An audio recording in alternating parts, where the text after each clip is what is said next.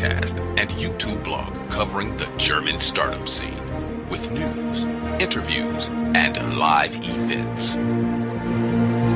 Hello and welcome everybody. This is Joe from Startuprad.io, your startup podcast and YouTube blog from Germany. Today I have another startup in our media partnership with Hamburg Startups here with us. If you haven't already done so, wherever you're listening to this or watching this, hit a thumbs up, leave us a nice comment, and make sure to hit the like and subscribe button. This time I welcome Hannes to our podcast. Hey, how you doing? Hi Joe, nice to see you. And thank you very much for the invitation. And also thank you to Zina from Hamburg Startups for the recommendation. Yeah, I'm happy to be here. We may add for everybody who's listening to this on our audio podcast and our internet radio station, we are actually recording a video. So he's saying he's seeing me because he's actually seeing me. Just to clarify this. Hannes, I've been looking a little bit through your LinkedIn profile, and what I saw is pretty interesting. You have a big background on SaaS, e-commerce, and marketing. Can you take us like a little bit through what you've done before and how it led you to founding LIVEDAB? Yeah, sure. Basically, I'm working in the online business since I'm 12 or at the age of 13 years old. Yeah, I'm always like played esport online games, and one day I wanted to have a website for my team, so I just downloaded Photoshop and created my first website for my team, and that was the starting point in the online business, where I got in touch with the online business, and also enjoyed talking with marketing people, with innovative people, and also with developers. So since more than 15 years, 16 years, I'm working in this environment. And after that, I continued with my school, and then started my career in Hamburg in the advertisement industry, but worked for a tech company, for a SaaS company in Hamburg. And I was responsible for the marketing department in this company. I stayed there around 5 years. And this company also gave me the opportunity to do a abroad year in San Francisco. So I got in touch with a lot of people from Silicon Valley, and it was really inspiring. Then I came back and I had a startup in Berlin, a ticket platform, which I started with a partner, and we developed a SaaS ticket platform. I did the marketing, and my partner was already in the event business. And from there, I switched to digital consulting, helped bigger companies, chemical companies, pharmaceutical companies to digitalize their internal processes. But since I'm 15, I'm always tried things online, founded online shops. So I knew at some point I will always get back to found my own company, and that's what I did before, and that basically the start how I founded LIVEDAB. I would be a little bit curious, because you said you have an experience in marketing, but it's when I associate marketing with software as a service SaaS companies, I usually think about Google AdWords, Facebook advertisements, sponsored tweets, or stuff like that. How did you ever get the idea of building a company that provides marketing related filters? How did you bump into filters? I bumped into filters in 2017. There was like a massacre against the minority in Southeast Asia.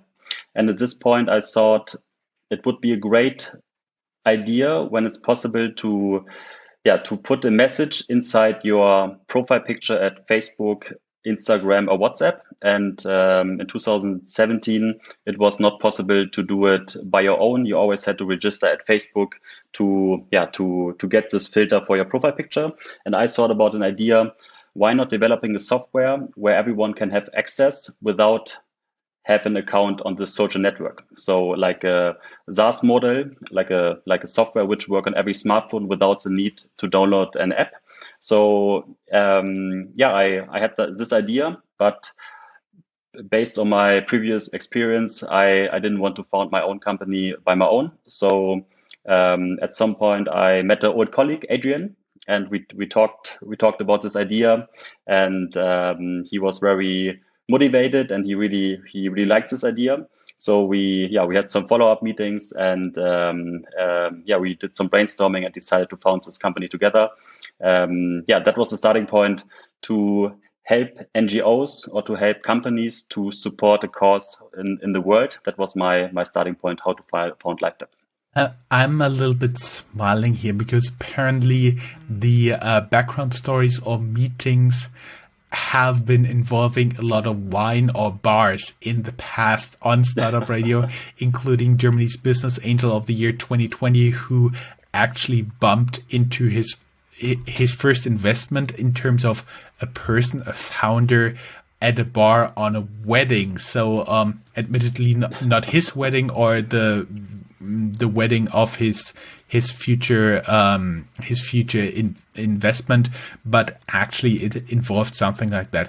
How did you guys brainstorm? Was it like, oh, we sit over a beer, or did you actually get yourself in a meeting room, whiteboard, and just threw out crazy ideas?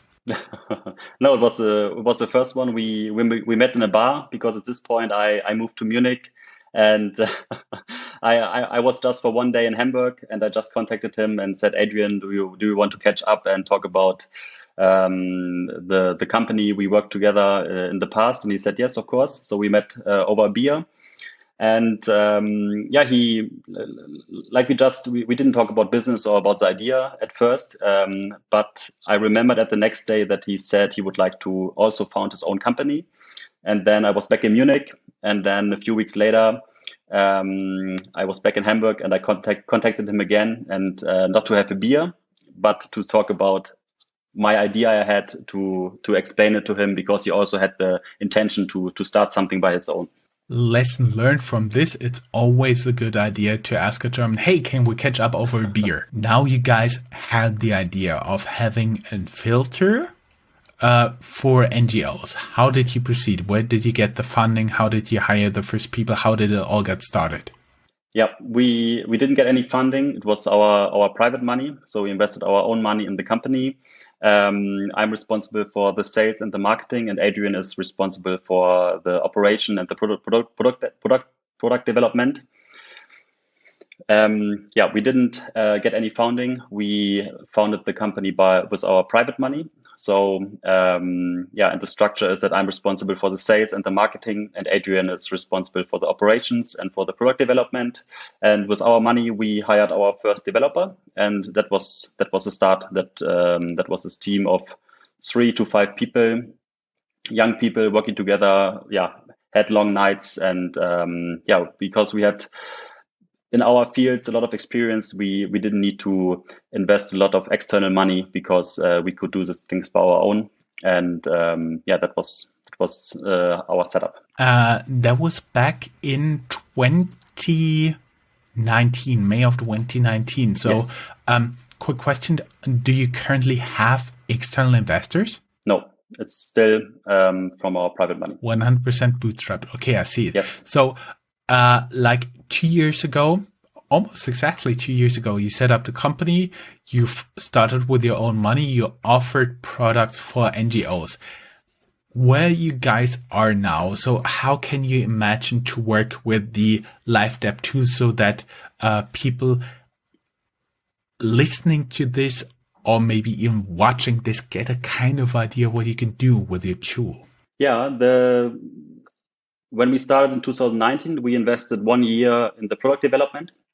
And the idea was, of course, to reach out to a lot of NGOs and get in contact with them.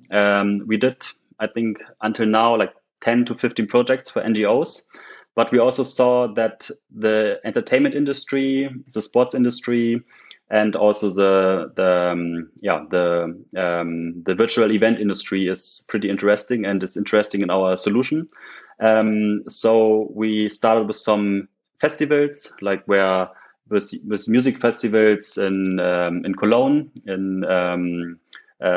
which had a lot of guests, like 5,000 people, and we saw that from this 5,000 people, like 2,000 people like to use our solution. So we saw that there's a new market, and we focused also on the entertainment market and on the offline events market.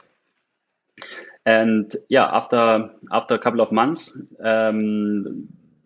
there was the pandemic, and we had to change our whole business model because all local events were cancelled. We wanted to work with restaurants together.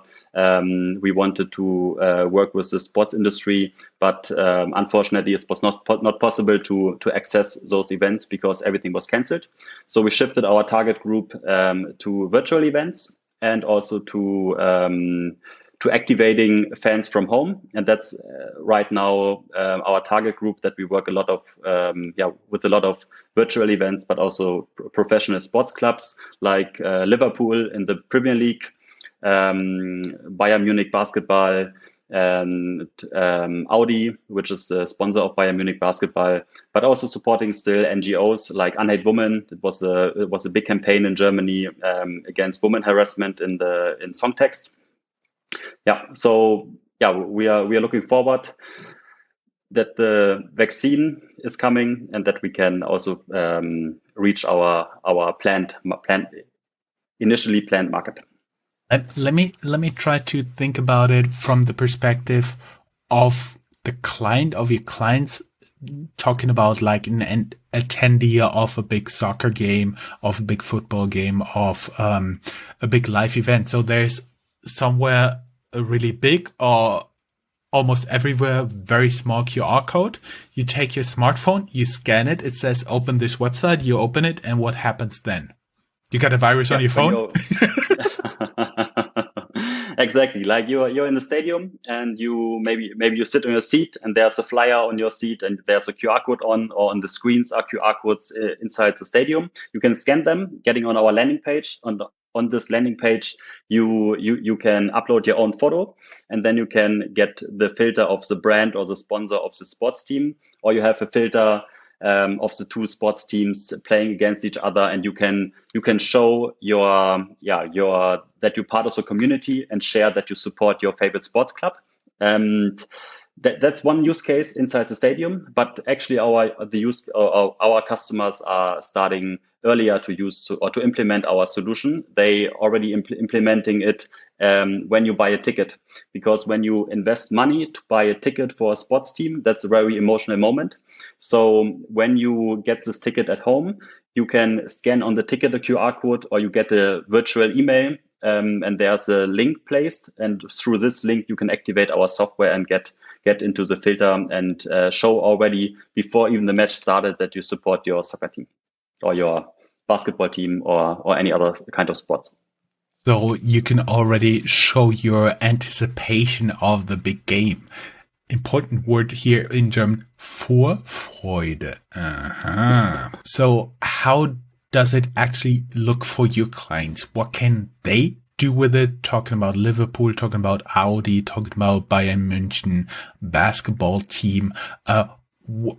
How do they use it? How do they apply it? I assume they integrate it into their marketing efforts. Mm-hmm. Exactly. Yeah, they integrate it in their communication strategy on different touch points. They really like to use it to combine the offline entertainment and also the online world.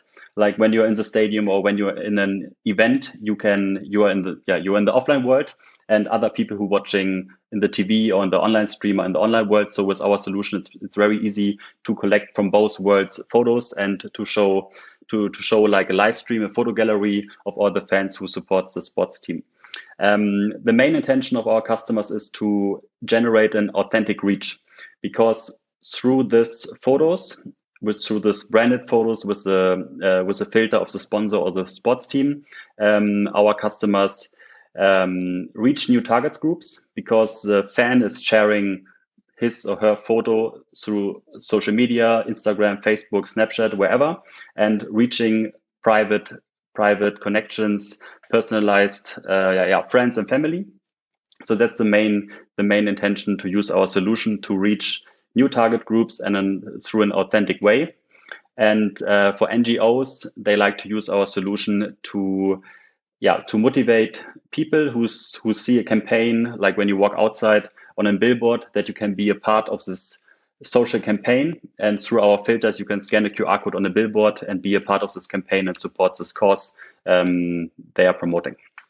That would also mean you can likely actually see which specific billboard got the most interactions. Yes, we have a reporting behind, so we can track every billboard. Then we see that one on the corner generated 500 images, the one in Berlin 1,000, the one in Munich 10,000. So we can also track the placements of the billboards and give sponsors, NGOs, whoever, and reporting how efficient this placement was.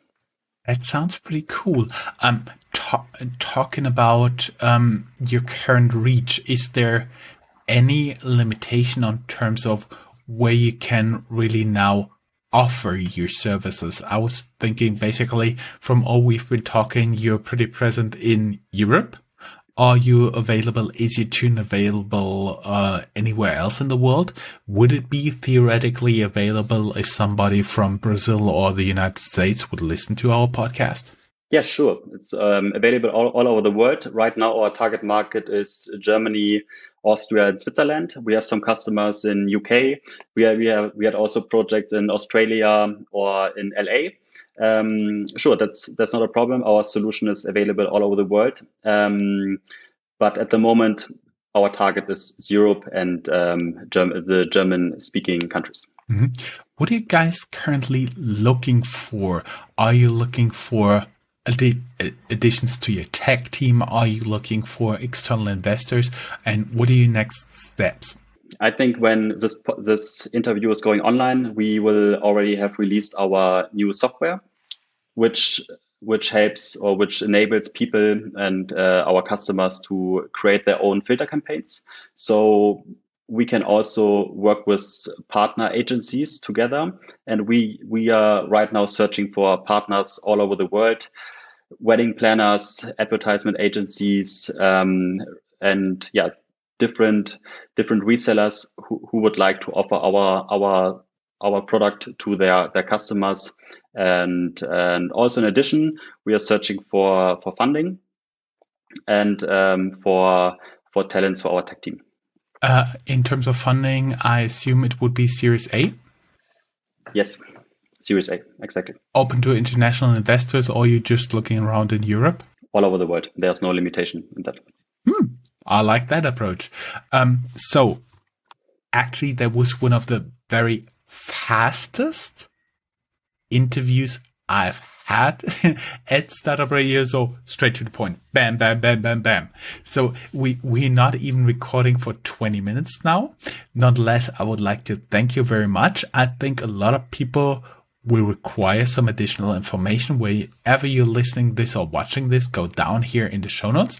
There is a link to our blog post at Startuprad.io/blog. There you can have a look at LiveDAB, and there the guys will find your personal LinkedIn profile as well as the company website where they can learn more, right? Exactly. Thank you very much. We will also place a QR code which you can use to test our solution. Yes, there will be Startup Radio. There will be Startup Radio filter. Awesome. Great, Hannes. Thank you very much.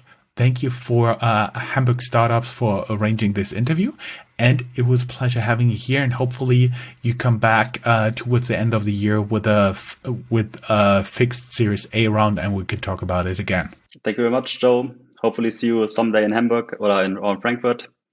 Have a nice day. You too. Bye-bye. If you are a professional looking at the European startup scene, Germany is a place you cannot miss.